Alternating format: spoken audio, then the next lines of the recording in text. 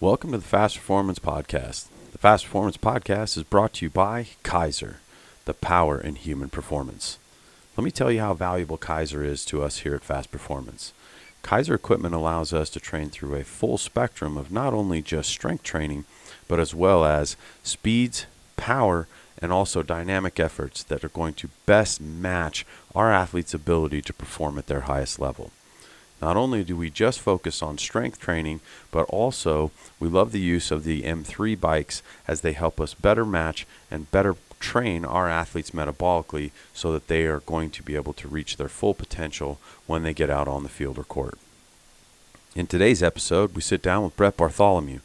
Brett is the author of the ever-popular book, Conscious Coaching, and also the owner of Art of Coaching, which takes a very unique look and in-depth view at how we can better maximize our ability to connect with those that we work with, enhance our ability to communicate with them, and grow a better path for our careers. This is a very interactive discussion in which we sit down and talk about some of the pitfalls within the industry, look at how we can better enhance our ability to grow within the industry, and Brett shares a lot of valuable insight on how other industries are leading the charge and forging new frontiers that in some ways the strength conditioning profession should also follow. We hope that you enjoyed today's session. We appreciate you tuning in, and thanks for watching. Nice. That's quite a few. Pleasure to meet you, good sir. What's going on, buddy? How are you? Can you see me? Oh, yeah. Yeah, Okay. We are up live and currently streaming on YouTube right now. Oh my goodness. Then I better mind my P's and Q's. Yeah. I'll bring the radio voice back on. There's there's the button that says "Not for Kids." We can. Please hit the button. How we doing, dude? Stressed but good. Stressed but euphoric. I'm gonna use that term. Wow. Just trying to maneuver. We've had like everybody. Wait a minute? Do you want just a short answer, or do you actually want me to answer the question?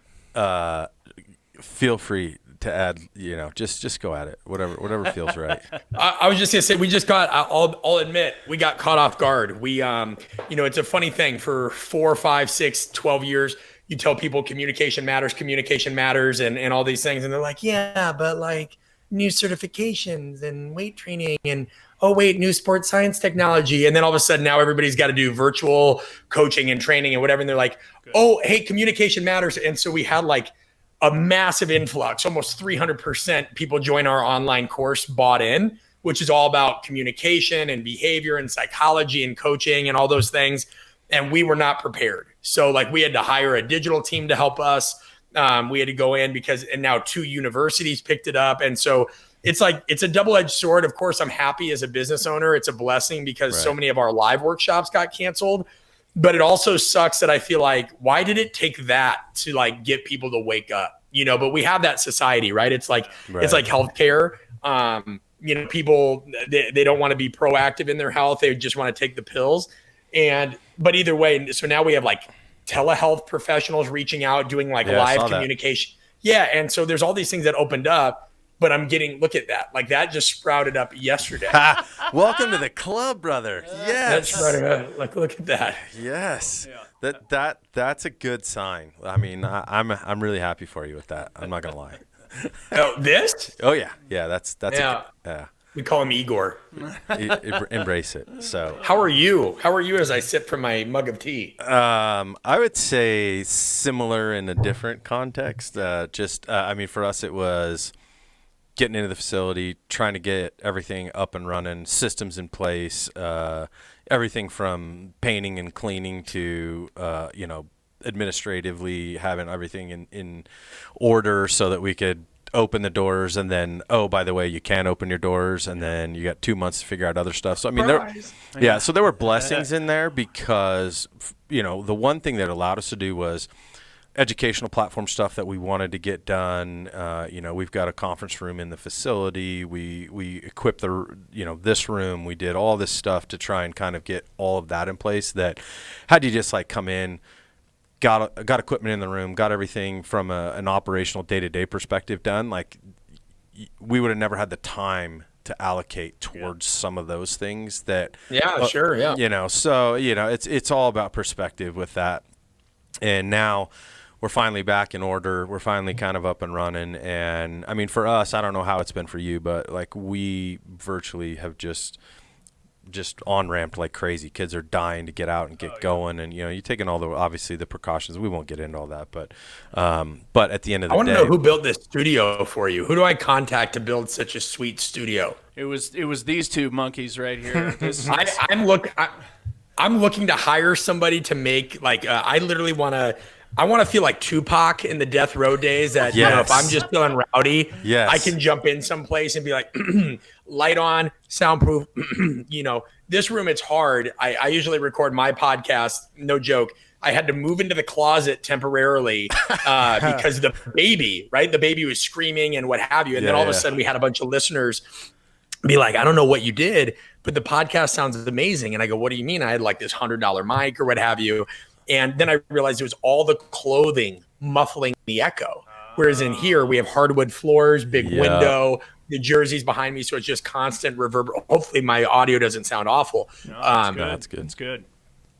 But I really want somebody to just death row this place up for me so I can get some Henny and just go all the way in. Yeah, we did that. Yeah. We bought I don't have your skills. soundproofing panels. I actually built the wall, and I'll pay you. Come to Atlanta, and I'll pay you. Oh my God, there's a third. Wait a minute, where'd he come from? That's our intern. Oh my God, there's so many. There's so many people. You don't even know you're virtually surrounded. There's so many people. I feel like Custer. Yeah. So, should we get into this? I mean, let's get into it. Yeah. All right. Let's talk about all things fast. You got it. Yeah. Well, for those of you that are hitting the ground running super, super fast, we're going to go back to the beginning after we jumped in at 100 miles an hour, which typically happens when you and I sit down. It's like we just get right into it. There's no need to buffer. But we are super excited today. We have the Fast Performance Podcast. I have my esteemed colleague, JC, sitting here by me, and Scotty on the ones and twos as Scotty on the ones and twos. Right. He's on the turntables. Wham. And then we actually have our intern Cole Carmen sitting in today to get a little taste of how things are going. We've asked him to prep a couple things for you, study up on our guest today, which is none other than Mr. Brett Bartholomew. And so we're super excited to have you. I know, like, you and I went some rounds. We had a lot. I know how busy you are, and we talked about, like, your time constraints. So first of all, appreciate you, love you. I'm glad you carved out an hour or however long we have here with you, because and thanks for being a champion. I mean, you were better than most. I hired. See, here's the thing, right? We all talk about like getting help and not being proud and all this stuff. So 2 years ago, I hired help. I hired an executive assistant, not because I'm super cool or super exclusive, but it's because I really hate email because I'm very easily distracted. And here's the thing, right? We have a society that expects so much from us. And like, I actually coach, and I know you coach too.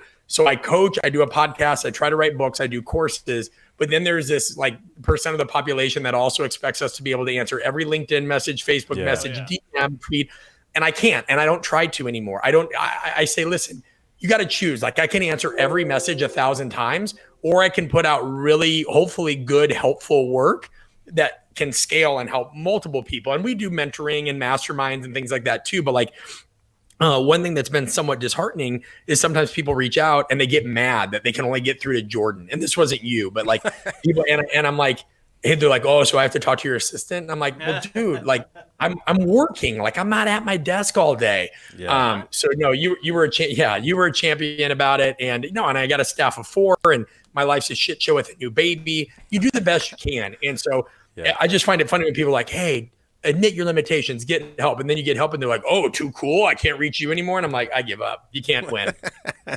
You can't win. You're exactly right. And I think that the interesting part is as you kind of begin with that conversation is the fact that everybody has these kind of, goals or levels that they want to achieve within, your professional kind of endeavors. And it may be as much as, escalating up to, a college coach or, even a professional coach level. And then if you I think there's always a part of education that's part of what we do, because we have to understand that portion of it if we're going to be good at what we do. And so there's a component that some of us then take as an opportunity, which is, if I'm old enough, and I'm going to start with that, which is like, you're around long enough, you've been around good people, you start to learn, and then you're now in a position to start actually giving some of that back to your profession, that you do all of a sudden start elevating your level of involvement in things, your level of commitments, your level of really popularity to some degree, if people start to want to learn from you. And you have obviously started with that, which is kind of where I want to start with this conversation, because, I won't read you, Brett's bio and all that, but I mean, if you go to Bartholomew.net. Bartholomew.net, which I have actually up right here. But, you started from, the roots of a coaching perspective, and have evolved to what, you do now, which is such a broader stroke than just day-to-day coaching. And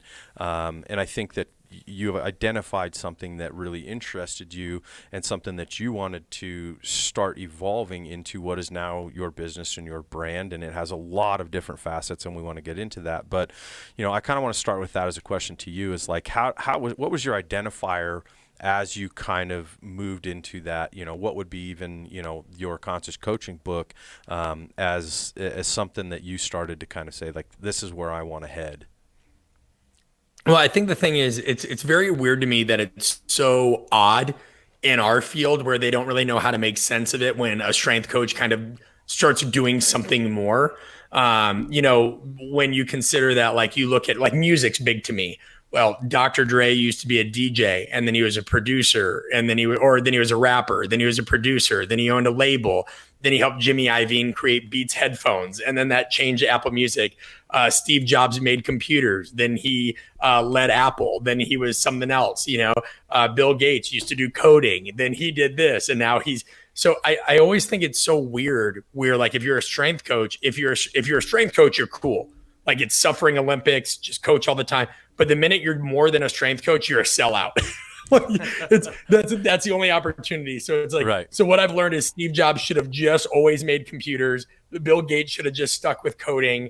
Nobody should strive for anything more, right? Jay-Z should just make the Reasonable Doubt album again and again and again. He should never have led Def Jam or owned Rockefeller or started a streaming service. You know what? And the fact that he's a billionaire, what an asshole. Shouldn't do that either.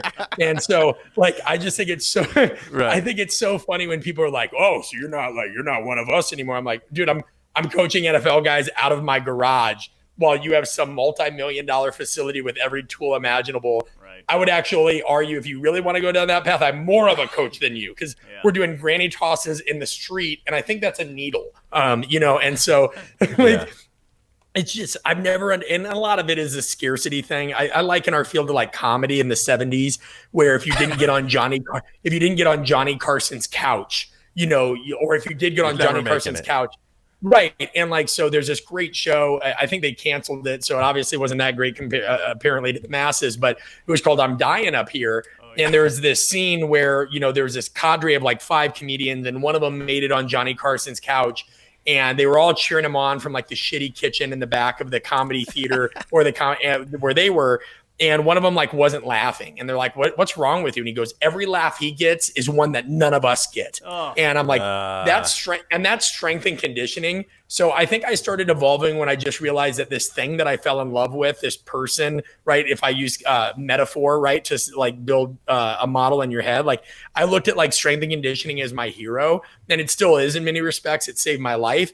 But I looked at the people in it sometimes, and this is, of course, is not a universal statement. There's some amazing people in it. It's incredible.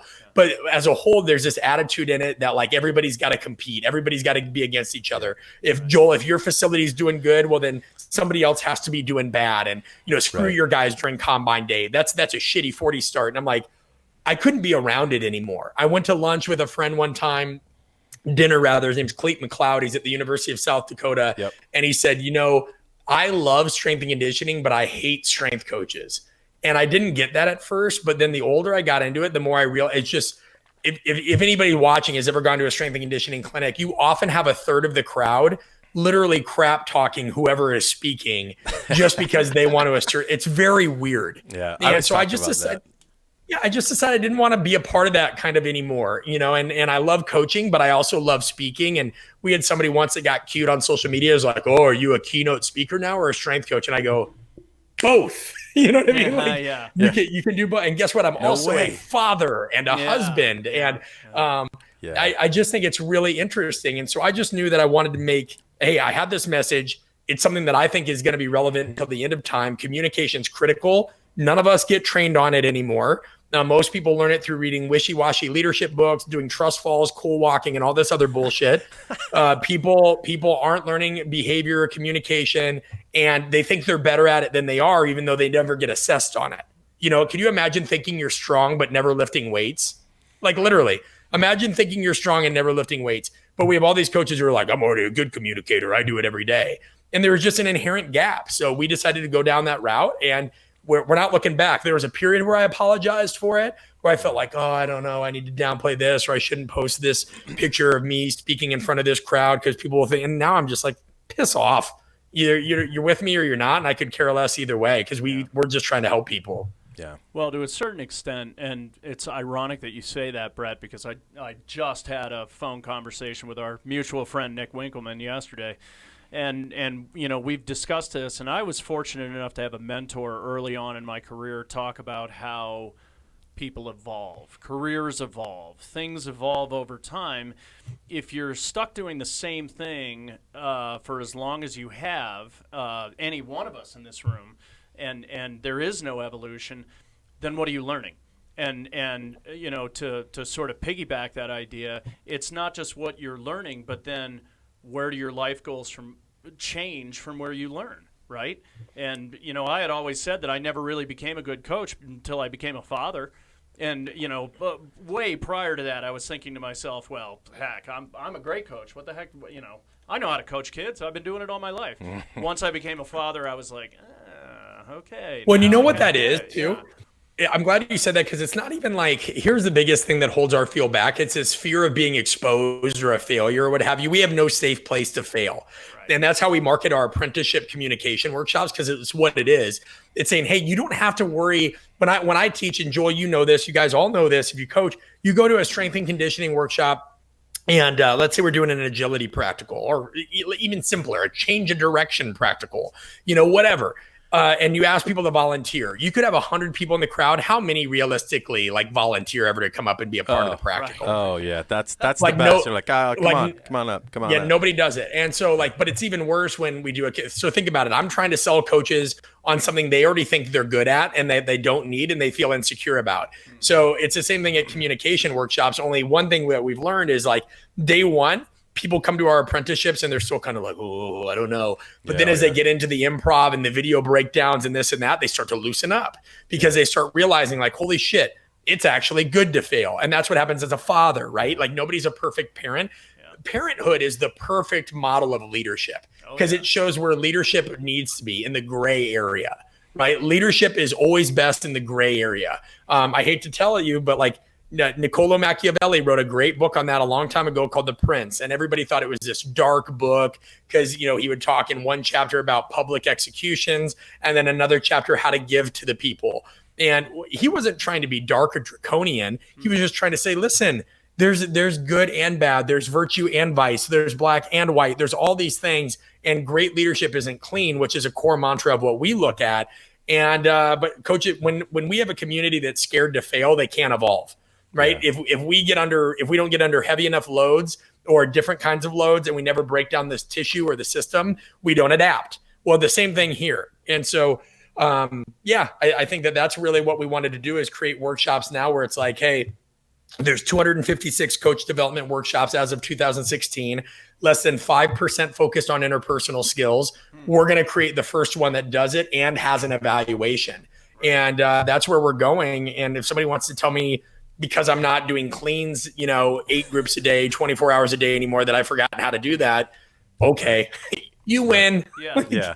I just don't argue it anymore. Yeah. Well, and I think JC and I have had this conversation. Scotty's probably heard me say this too. It's like, I've been doing this, and I've been in the conversation where we talk about like 10 years of being a college strength and conditioning coach, and I go, you don't want to equate the amount of hours to pay in that scenario. Yeah. And that becomes an evolution, which is, and I heard you talk about this with Charlie last week, where you kind of talked about like determining your value, right? And being able to put yourself in a position where you say, all right, how do I decide like what my value is? And of course there's a scope and a lens to that, which is an introspective part, but also the opposite, on the other side of that lens, which is people understanding what your value is, or people interpreting like, hey, based on your skill set, your ability and everything else, what is that value? And we won't get into that. But, as I've progressed and got to where, now I'm 20 years into being in this field, and I go, I really don't have a desire to put 60 hours, 70 hours a week on the floor, because I want to evolve in what I do and how I do it in some of these types of scenarios where there are other ways within this field that you can create a living without just grinding out hour after hour after hour. Yeah, well, who needs to win the Suffering Olympics? I mean, that was the whole thing about our online course Valued. It was like all these coaches saying, I'm not valued, I don't get paid. Well, how do you expect to when you don't like take the time to learn about negotiation, when you don't take the time to like, here's the thing, when you're in a field where you're like, and I used to be one of them, I get it. So, but when you're in a field that says first in, last out, I don't do it for the money, and then people take you at your word and you're mad about it. I'm like, think about that. So like, hey, let's say we're at a budget meeting and I'm an athletic director or I'm a general manager or whatever I am. And I'm like, hey, we got this guy, super hardcore, and guy could be a ubiquitous term, gal, whatever, right? We got this guy, super hard worker, and get this. He says he doesn't do it he doesn't care about the money. And for some reason, this idiot keeps coming in at like 4:30 in the morning. And then somebody else came in at 4. So now he's coming in at 3:30. We're getting this guy from 3:30 in the morning to 6:30 p.m. He doesn't care about the money. And then, but then on these message boards, people are like, hey, well, why aren't strength coaches taken seriously? I'm like, see, if you wear a clown mask and you tell people you're a clown, they're going to start treating you like one. That's right. 100%. And we put this in our online course, and so we have this online course that helps coaches like learn how to manage their career, 3 phases, execute, expand, and evolve. And we're doing like a free webinar on it next week. But the whole idea is like looking at your course or your thing in phases. Dude, we had some people that were like, hey, I want to sign up. I'm totally stuck. I see the value in it, but like, I'm scared if I take this course, I'll be looked at as a careerist or an opportunist. And I'm like, what? You know what I mean? He's like, well, I just feel like, it's not about me, right? Like, and so what does it say about me if I get this course? I'm like, dude, you are dramatically overthinking this. Yeah. This is a course that teaches you how to like, just look out for yourself so that you can give more. I'm a huge rap guy, and there's a song, and you brought it to my mind, Joel, when you're talking about the money and whatever. Eminem, it's on his album Revival. And he says, I never asked to be rich. All I did was wish that I had a dime for every time that I was doubted. He goes, but then I think about it and I'm enraged because I just figured out if what I was paid for the time I spent to put the pen to the page, it'd be minimum wage. And I was just like, yeah.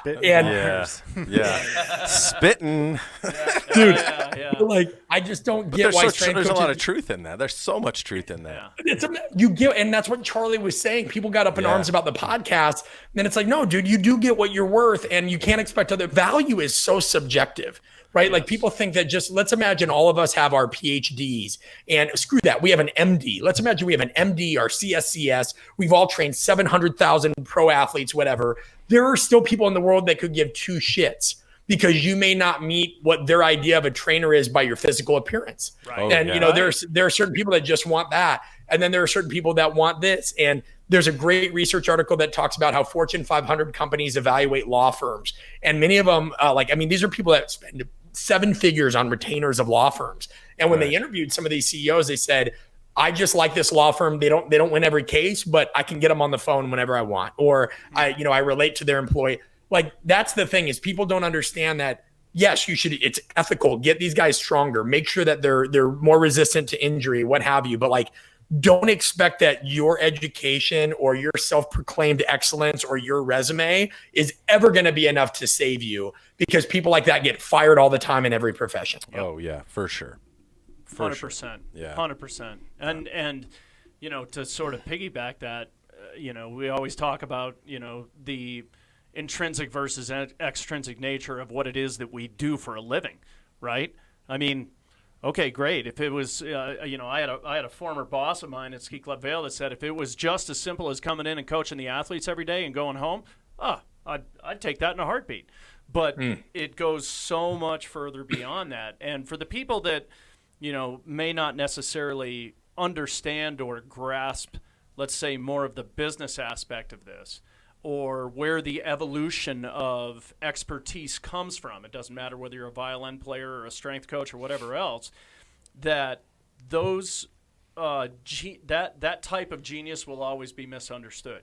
And I use the term genius pretty broadly.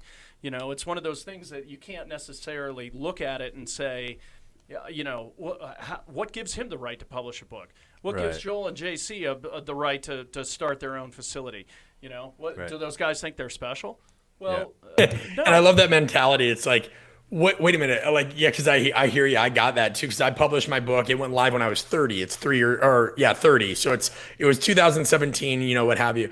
But like when somebody was like, 30-year-old should write a book or whatever. I'm like, the next day, because we subscribed to Forbes, we had the Forbes 30 for 30 or 30 under 30 that was talking about like people who were under 30 years old creating like revolutionary new technology or vaccines or this and that. And I'm like, that's brilliant. That's right.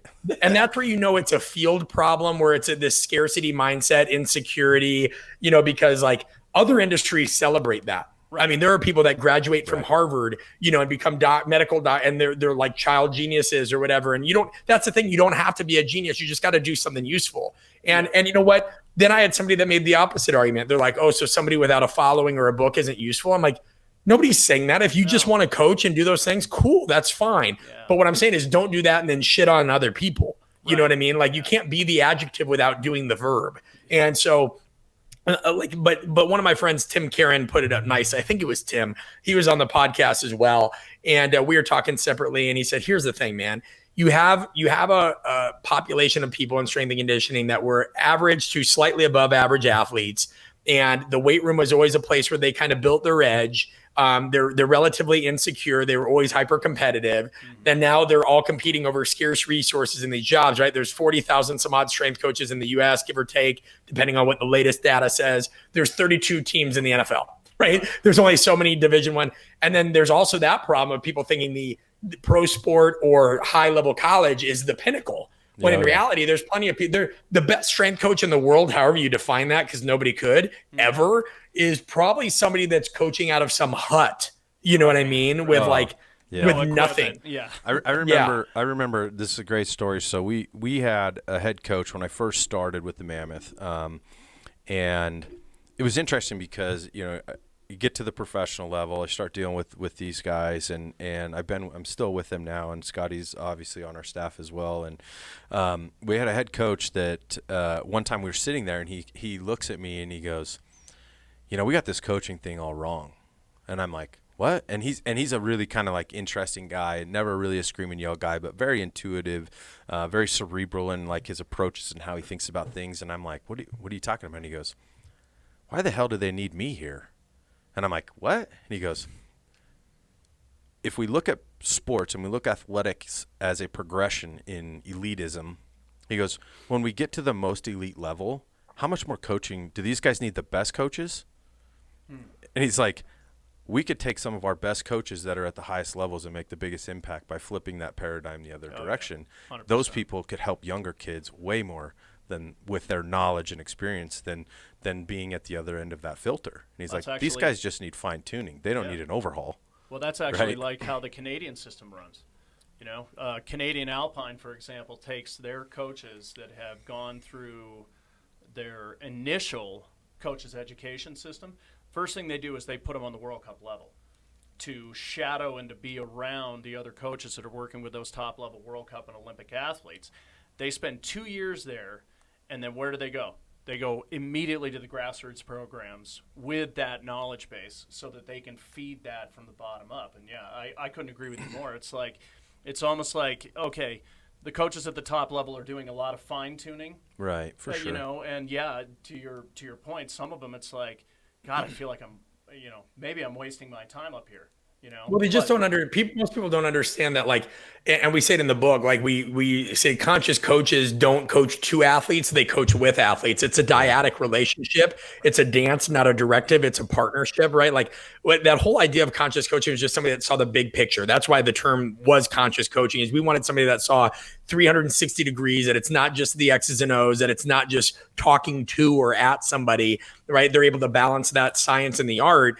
And they understand the technical material, but they can also adapt it for the given needs of the athlete and the moment. Because sometimes in the moment, just shut up. Yeah. Oh, yeah. Oh, yeah. Yeah. I know. We say it all the time. It's like I consciously, when I work, anytime I work with higher level guys, like I consciously am self-talking to myself about how much and what I say at times, where I'm just like, step back a little bit. Like, let them figure some things out, let them self-regulate, let them iron out maybe some of these things. Experiential learning. Right. Like you're as opposed to what I think all of us intrinsically have this thing about coaching, which is my objective is I'm going to fix and enhance everything. Right. Like I'm going to give as much information. But that shows you.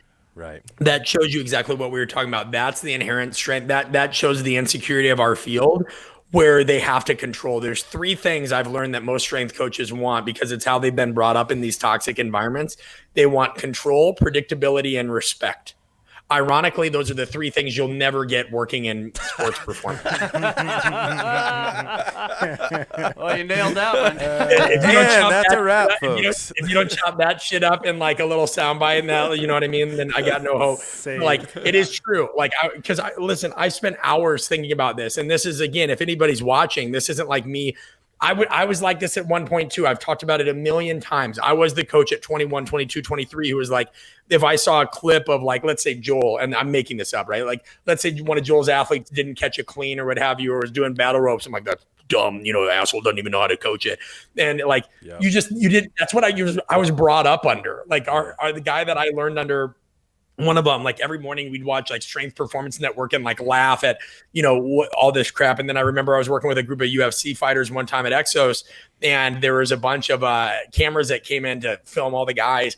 And of course they didn't capture us doing squats or deadlifts or never. They're like, hey, can you put together a circuit? I'm like, what?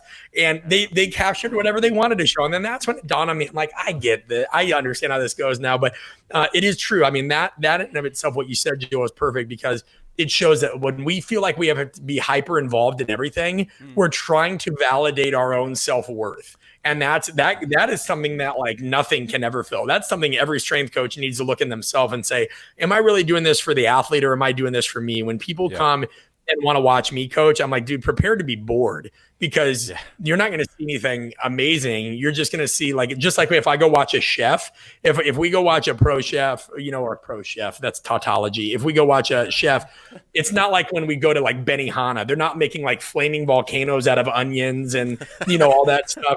The chef's just like, yep, this is me dicing an onion, and this is me getting the aromatics. Like, literally watch. They don't do anything special. I go, the difference is what I'm saying and why I'm saying it. You know, that time where I'm giving this guy a jab and I smack him upside the head and I say, get it together, shithead. Sometimes there's better coaching in that than if I'm like, hey, well, what's going on here is the talocrural joint isn't aligned correctly and you need to shift. You need to make sure that alignment is over. And I'm like, oh boy, that's not for the athlete. You know what I mean? Well, it's funny because like a snippet in like what you and Charlie talked about, and then previously with that, like I watched Charlie, like he did some live thing with like Ben Bruno a couple of weeks ago, and him and Ben got to talking about the whole Twitter thing and how Ben's like, I can't like pull back from it. You know, he's like, I just have to go back. I didn't hear that. I'm off of Twitter. I mean, I'm on Twitter, but I don't. And Charlie was talking about like his evolution, which is like the fact that like I have a experience that I told you that story when we were talking about the Altus thing and the whole exact scenario about working with the pro guy, a camera crew comes in, they take what they want to see, right? And then when you see it like hit the wire, you go, oh crap, of course that's the thing that they show. Right. That's the thing that was the most least valuable in the whole thing, and I get blown up for it. And you know, back then, and I'm kind of going like, your immediate response is to be defensive. And again, it goes back to everything that you just said, which is it has nothing to do with like, oh, like, why would you do that? Or like, what's the value in this? And like, I had a couple of side conversations with a few guys where I go, I would hope that based on me knowing you, you would understand that that's a contextual based thing. Right. And we're so in a world where that's the way that in this field, everybody's battling for this, this positioning and jockeying to make themselves look better. And like, I've done the same thing, which is like, I just pull back from that. And I tell people all the time, like I have a slide in one of my presentations. I'm like, if you want to come watch my training, fine. You might be really bored because I don't do a ton of really sexy stuff, but we do a lot of things with a lot of basic intent to try and achieve some things without, making this an Instagram worthy workout every day. I don't really care. Think about the hilarity of that though, Joel, right? Like if going back, if I'm Eminem and you hear Without Me playing on radio, he doesn't have to explain to Lil Wayne like, oh, of course they play that song on radio and not Till I Collapse. Lil Wayne's like, bro, I'm in the industry too. I get that they choose radio singles. Like every artist does a radio single, right? Everybody, like, that's just like saying you're not going to let an athlete train biceps. If my athletes are doing the cleans and the squats and the this and the that and all the other stuff, and they want to do biceps at the end, I'm going to let them do bicep. You know what I mean? Yeah. And the fact that we still even have to justify, but that's, you hit a beautiful point before I forget. That shows how few coaches actually have skin in the game. The fact that you have to justify to other coaches who don't get it shows that there's way too many coaches hiding and not putting skin in the game because they don't have that shared experience. An author doesn't have to explain to another author of like, yeah, that wasn't the title I want. The publisher changed it. They know that publishers do that. An actor doesn't have to explain to an actor, yeah, I can't believe they just showed a trailer of all explosions. There's actually really good, dialogue in that. They know, like, because they do it. So we have a field that inherently most of the critics are people that are not putting themselves out there. And that's where the whole obstacle becomes the way. For coaching to grow, more coaches need to be willing to evolve, but they're not. And then what I love is coaches being like, yeah, well, my organization doesn't allow it, or better yet, I don't have the time. I'm like, Elon Musk just put people into space and creates like the most energy efficient cars, or at least some of them on the planet. He has time to tweet. Richard Branson tweet or post. So I love when strength coaches act like they're brain surgeons. And let me get it straight. It's just okay to say you don't want to do social media or something. Oh, yeah. That's okay. But like, again, don't be like, well, I don't do it because I'm too busy. I'm like, you're probably not as busy as you think. Yeah. Time is what you make of it. Yeah, and then you just got to look at it differently. I don't like I don't like social media, but I understand. Here's the thing. I do like Instagram because I don't want to do a blog. I'm not a blogger, right? Even though I've written a book, I don't really like writing unless I have something really big that I got to say. So Instagram, I just treat kind of like a daily journal. I don't treat it like a post or whatever. I treat it like a daily journal where I can be super informal, kind of like Seth Godin. Nobody expects me to write a Proust novel in the captions, like, so I can just state it like it is, whatever, it's time stamped. But I think these coaches get so attached to like, well, I only got 4 likes and this guy got 900. Who cares?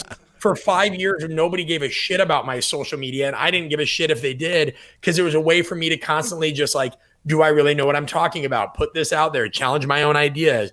And then that took off. But most people, if they don't get a following within 3 months or 3 years, like, and like, go study James Cameron and Avatar. I think it took him like 20 years to make Avatar because the motion capture technology didn't. Mad Men took 7 years to get going. Can you imagine if they go, my pilot won't work? This movie's never going to come out. And it's like, I just wish our field would quit being such babies. Well, I mean, but that's the social media culture. Let's face it. And it's just them not being trained. It's them. Yeah. It's like I'm scared of the ocean because I'm going to drown.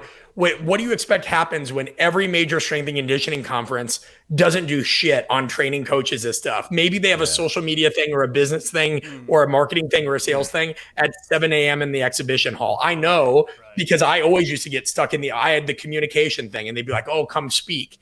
And it was really like because they wanted to get my name on the docket. But then all of a sudden I'm at 7 a.m. in the exhibition hall where meanwhile there's 3 presentations in a row on speed on the main stage. And I'm like, what am I even doing here? So you got to train. Like we can't expect coaches to evolve if we just keep creating these conferences that are one-sided And then we tell coaches sales are bad, marketing's bad, social media means you're a sellout. It's like a weird culty brainwashing thing. Yeah. And it's just driven by fear, right? Yeah. I mean, to a certain extent, it is driven and by laziness.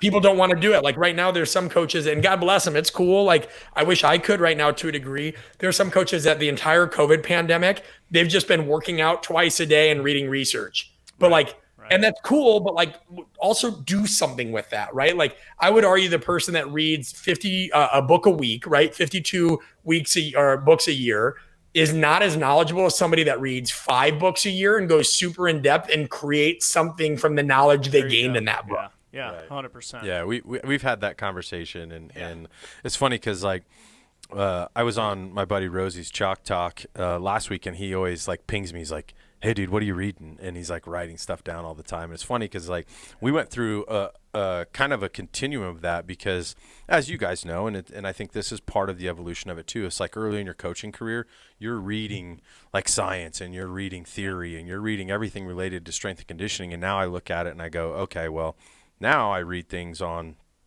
business and leadership and personal growth and things like that, because if I'm going to continue evolving, like the foundation of what, let me ask you, like, how much has the Krebs cycle changed since you read it the first time? Like, what else is there? Right. Like, I mean, it's not to devalue that. Answer this. This is what's troubling to me, and I'm glad you said that. But I'd love to hear the answer to this in your own words. So I put out a post a while ago. It says, hey, if you understand anatomy, physiology, and the basics of good strength and conditioning and what have you, great. But that's a prerequisite. That's enough to get you in the field. Knowing how to squat, knowing how to program, knowing how to do that, that's a prerequisite. Now, how many of you are learning about communication? Because as you mentioned, you learn more about management and leadership. Excuse me, again, it's why CEOs in companies, they don't typically become CEOs because they just keep going down one domain. They eventually learn they're in people management. So I tell people that the science of training in the body is a prerequisite to get into the field. But if you really want to advance higher, you've got to learn more about communication and social science and leadership and what have you. So here's my question. Why do you think our field's still resistant? I know my opinion. I don't want to hear myself talk about it. Why do you think our field is so resistant to it?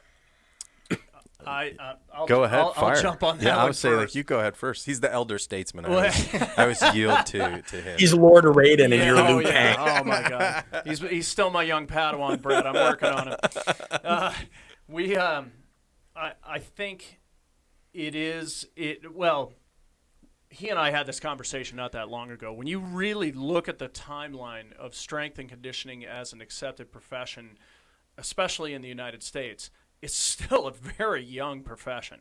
I mean, really, if you look at how long, 60 years, if you're gratuitous. Right. Oh, yeah. And to become a specialist in that field, that's just foreign territory. So if you look at it from the perspective of how young the profession is or the youth of that profession, then it has a certain resistance to change, and it's built up a certain resistance to change. And as this, as the field evolved and became more specialized, and we got more, people like the NSCA putting out certifications and things of that nature, one of the things that I've noticed is that started to coincide with the blow up of social media and those platforms. And that's where, the Facebook Rangers came from, and, the guys that were hiding behind their Twitter feeds and everything else. You don't have to confront change sitting behind a computer. You don't have to confront change pointing at Brett Bartholomew and says, yeah, I know he put out a book, but he doesn't know what the hell he's talking about. You don't have to confront that from the standpoint of actually being part of the solution as opposed to sitting back and criticizing somebody else, because it's so much easier to do it that way. It really is the easier path for someone to stand back and say, I don't like what that guy's doing, or I don't like that guy because of what they are doing. And we have a culture, you're right. And we have a culture that's turned haters into heroes. I think it's so funny when they if I always tell people, I had one guy, and this hasn't happened for a long time, right? My wife's totally right, where I focus on like the 1% of dickheads, where, most coaches have totally gotten on board and understand the importance of communicate. It's always like 1 or 2 people like in this like population or whatever. But like, I remember one person was like, yeah, I could, congratulations on the book. I mean, I feel like I could have written that. I'm like, but you didn't. And and here's the thing, writing a book is super hard. There's a lot of people out there that think they know what they're talking about. Right. And then when you have to put that on when you have to put that on paper, and not only that, there's always people that are like, oh, well, it should have been more scientific. Dude, we had 84 references with in-text citation. And then there's other people that are like, nah, it was like a little bit too challenging. And so when people think they know what they're talking about, like, cool, then guess what? Here's my message to them. Every single person in this day and age can write a book and publish it. Then by all means, go do it. And you tell me if your book is still around in 5 years. Because what do they say? Like 90% of the books in Barnes & Noble sell less than 500 copies. And so, people can say whatever they want, and that's the beauty of it. We live in the day and age where there's no barrier. People can go write a book for $500. They don't have to hire an editor. They don't have to do anything. And so I always say, like, that's great. Like, I'd love to read your book someday. 1-star Amazon review guy that says you could write it better than me. Like, please send me examples of your writing, and I would love to read. I don't have time for it. I've got a question to kind of open up for you guys. So we've talked about like a lot of criticisms coming from different coaches, or the trolls on Twitter. For somebody that wants to build a business or write a book or progress themselves in their career, like, what are some recommendations you guys have to fight that I think it's called imposter syndrome, where somebody's too scared to. I got a whole book on. I got a whole chapter on this in conscious coaching, and we have a whole thing on this on my course. These are shameless plugs because it's just true, But like, it's called imposter phenomenon now, because they've kind of found that like imposter syndrome to be classified in the DSM-5 or what have you. They've just found that it's not a syndrome. It's not an actual sickness. But, and for anybody that's not familiar, just because, again, I know there's other people listening, like, imagine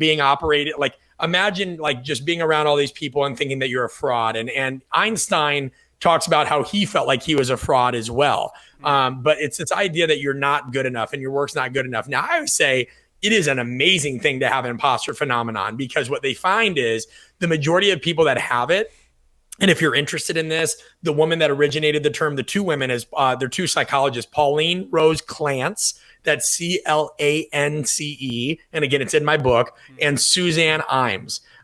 It's this feeling of like, well, I'm not good enough. And where it's typically felt is when you're around highly intelligent people or other highly intelligent people, and it skews your own perceptions and magnifies your own insecurities.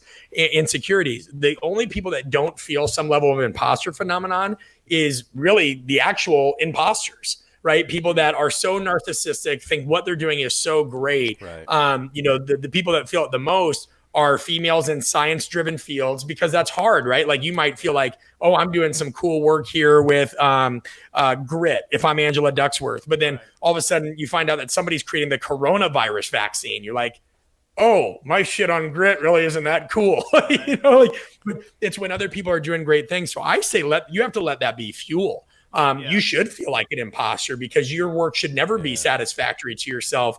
I'm more worried about the people that think there's a great idea, nothing's wrong with it, they've got it all figured out. So I don't think you need to battle at all. I think and we are putting out an online course that deals with this even more. I think what you need to do is identify what kind of imposter you think you are. There are certain people that feel like they're an imposter because they're not smart enough.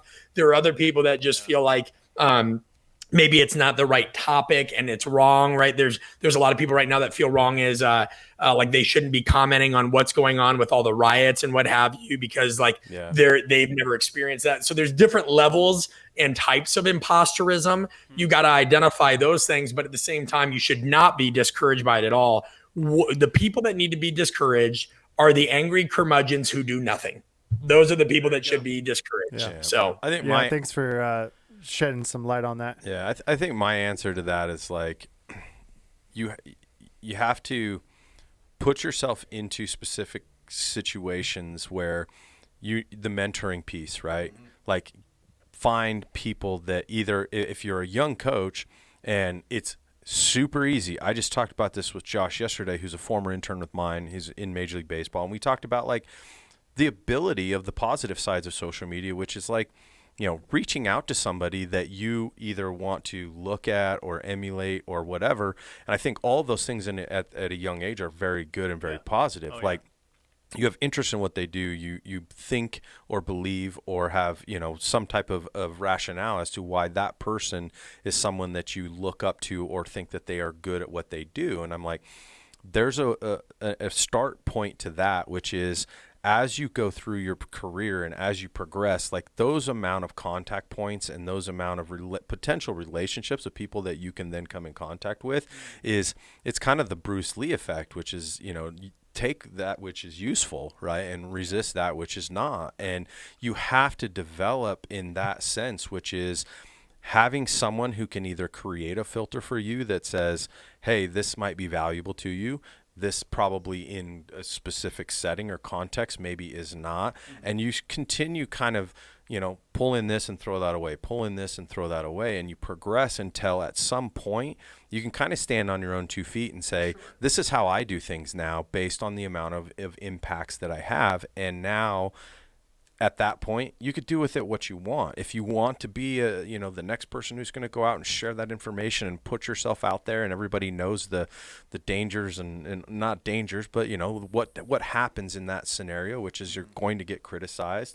Or one of my mentors, guess what? You know what you're going to find of him on social media? Not a freaking thing. He's never posted a video of any training he's ever done. And guess what? He's one of the best strength coaches I've ever been around, because his only objective has always been to just be good at what he does. He doesn't care what anybody else thinks. And that's fine. And that's fine. I think that to go along with what he's saying is, like, you have to diverse your social capital. Here's the thing, and everybody can take this exactly how they want to. I am associating less and less in terms of my main circle, right? Not in terms of people that I'm open to or I'd share a meal with or that I love and I appreciate, but I'm associating less and less with people that actually don't at least try, right, to do something. Like, I kind of relate less to people that just want to, like, meaning the last time I went to a conference, I remember I sat down to grab a bite to eat, and 3 people immediately started shit talking somebody. I just got up and left. I don't do it anymore. And you have to be around other people that are actively doing things to make something better. And, within that imposter phenomenon, what I was trying to talk about is, like, identify. So there's certain kinds, and maybe this is helpful to people. I want to be helpful with the little time that I have left. There's the perfectionist, right? This is a person that feels like an imposter because they want everything to be perfect 100% of the time. Right. And that is, I'm a part of that. Like, whether it's my online courses, whether it's my book or what have you, I always felt like that. There's the expert. This person kind of says, well, if I was really smart enough or skilled enough, I'd already have it done. And I definitely used to be like that. I'd be like, well, if I was good enough, this wouldn't be an issue. I said that to myself all the time. There's the soloist who's kind of like that Tony Stark of, like, well, I got to do everything on my own. Yeah. And they always, there's a visionary, which is like, I can see it. Like, I can whiteboard it. I can do this. Just like, why can't I create it? Right. And then finally there's the warrior of, like, well, like, something's going to go wrong or someone's going to call me out or whatever. Like, 100%. I mean, we live in a society that if somebody saw Jesus walk on water, they'd say it's because he can't swim. And like, it's just like you can't worry about it.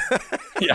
Well, I mean, to the, getting back to Scotty's question on the imposter syndrome, sorry, but I got to pull this one out of the baby boomer hat, which is, imitation is the sincerest form of flattery, right? Mm-hmm. Right. And our mutual friend, Brett, Mark Verstegen, as we all know, everybody questioned him when he started to put his programming up in these mentorships. He was one of the first guys to do it, and everybody was like, that's your intellectual property. Why would you want to give that away? And delivering it the same way. I remember the first thing that he said to that is, if this can benefit everybody in some way, why wouldn't I put it out there? It's Elon Musk with his batteries. It's open source. Exactly, and it should be open sourced. And more importantly, the other piece that he added to that is, I put it up there, and people can use it, but Brett Bartholomew or JC or Joel Rather are never going to coach it exactly the same way I do, right? No, nor should they. Nor should they. And so the whole thing with imposter syndrome is you're almost taking little pieces. This is how I designed my original performance training platforms. I took a little piece of Mark's work. I took a little piece of Joel's work. I took a little piece of Lauren's work. Oh my God, you're an artist? Are you saying that you're an artist? No, are you saying that? I'm a world championship imitator. That's what I am. I am really good at taking those pieces, throwing it in the pot, cooking the stew up, and serving it. Speaking of, it's almost like what you're saying is that, if there were these things called recipe books where every chef had, I don't know, access to ingredients and how to cook everything from a souffle to a steak. Sarcasm warning. Or hold on, like a veggie lasagna. It's almost like saying if that existed, only one chef could be successful because everybody would have access to those ingredients. No way. And heaven forbid there's a store where they can go get those things as well. Or what if everybody had access to the same smoker or cast iron skillet and the ingredients and the store and the recipe? We're all bankrupt. Yeah. Oh, yeah. Completely. Irony coming at you. Yeah. I just listen. I'm a smart ass because I'm so frustrated with it. Because again, and this is where I am going to get like whatever. I almost dying at 15 gives you a really low tolerance for bullshit. Because we hear that story about like, oh, when I was like my grandma on her deathbed said this, and there's so few things they would have worried about or whatever. Like I already had that moment. So like I don't want to sit here and talk about dumb shit when the reality is people just need to get over themselves, be around other people that want to create great things. Yeah. We can all have a bigger piece of the pie. Guess what? Nobody's got to worry about having the last slice of the pie if everybody just creates a bigger pie. Hey, there's a novel idea. How about that? All right. I like it. Okay, so here's the deal. We I have how much time we have here? We got we're 4 close. minutes. Okay. 4 minutes. 4 minutes. 6 minutes. Some shady you're on. Yeah. Okay. We're going to finish this off. What we do at the end of every episode here is we get into what we call the Fast Five. Yo, I'm ready. The Fast Five is F words, clean, albeit we've already been unclean, that direct towards you. Yeah, they're all F words, so they all start with the letter F. Does that mean I answer with F then? No, you can answer however you want, but it's going to be an F word. Fab Five Freddy. Fab Five Freddy. Yes, there you go. Okay, first one, fatherhood. How has it changed you? It makes me laugh and smile. It is the least stressful part of my day, and I absolutely love seeing this guy. There was a day the other day where I wanted to punch a hole through the wall, and then I saw him and he goes, and I just like died. Next minute, we're playing Daddy WrestleMania, and I'm like body slamming my 5-month-old. I don't even know if that's kosher, but like we'll edit that out. Yeah, we were just laughing and smiling. It's amazing. That's awesome. Second one. That's a big one. Second one, facial hair. You are a chameleon of various lengths of facial hair. Let's talk about it a little bit. What's length right now? I would say is average. I've seen much bigger and much less. What? Yeah, but how do we determine? Now is the handsome. Now I'm the handsome Dan right now. Okay. It's hot as hell in Atlanta. It's humid, and I got tired of my own facial hair, especially because my son was like drooling in it and spitting up in it, and all those things. When I go do work with tactical and military, obviously, Daddy goes full length because they appreciate a dirty beard. So it varies. Right now, I got super tired of maintaining it and what have you, and so we're cutting it short. The baby doesn't pull on it. No spit up chunks. All those things. Nice. Outstanding. Nice. Yeah. It's nice. I like it. I just thanks. Get a lighten thanks, it up. Joel. Yeah. I like your dulcet tones. Yeah. Yeah. Who is? Someone said. Well, that's another story. Okay. First job. Go. Doesn't have to be straight. I mean, ever. Go. Washing dishes next to a guy named Elmo who wore snow pants every day at a place called Goldberg's that made wings that were amazing and milkshakes. Where? And that's not like I'm not going to say like mowing my yard or scooping snow. The actual, I don't even know if I was old enough to work, but I was washing dishes at this place at like, I don't know, 13 or 14 Goldberg's in Omaha, Nebraska. God, I love their wings. Yes. I don't know if they're still around, but if they're around and delicious, go to Goldberg's for all your wing eating needs. Love it. Okay. Outside of work and everything else, what are you a fan of right now? What's something that trips your trigger? I was hoping you were going to ask me my best job. My best job was working at a sorority. Something that tripped my trigger. That's our next podcast. That's a different because that's going to take us an entire hour to get through that one. Different thing. So did you say something I'm enjoying most right now? Yeah. What are you a fan of right now? Yeah, what I'm a fan of, I'm going to give you an atypical answer because I don't want to give you the strength coachy thing of like being outside, being with my son, lifting weights, daily reflection. No. You know what? One of my athletes got me into Call of Duty. And And my neighbor works for Lockheed Martin and is just an awesome dude, very much into leadership, very much into management. And after we both just had a long, exhausting day, he'll text me and he'll go, smoke some fools. And we're up there trying we're there trying to kill, I kill Noobs 420, who's way better than us. Like, I'm that guy that gets 9 kills and has like 52 deaths. But when I get you, I'm going to get you good. Thanks for tuning in to today's Fast Performance Podcast. We hope that you enjoyed our session today with our guest, Brett Bartholomew. We encourage you to leave your comments in the comment section below, as we always value your input, and we hope that you'll subscribe to our channel as we continue to bring you the best information from the industry's biggest leaders. Until next time, we hope to see you on a future episode. We appreciate you tuning in and hope that you have a great week.